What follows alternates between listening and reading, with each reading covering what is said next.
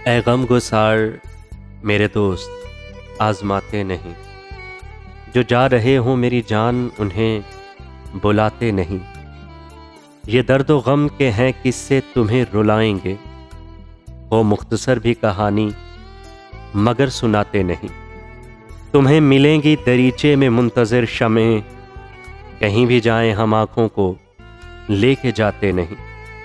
सुने बहार ये दस्तक तेरी लहू होगी, ना घर पे कोई अगर हो तो खटखटाते नहीं।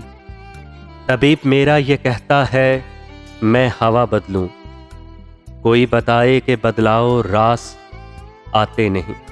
तुम अपने दिल का ये पिंजरा भी चाहे खोल रखो, हम ऐसे पंछी कभी पर को भी हिलाते नहीं।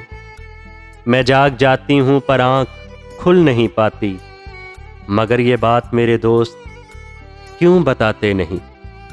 अजब नहीं है ये दिलशाद गम ज़दा घर में, चराग जलते नहीं या उन्हें जलाते नहीं।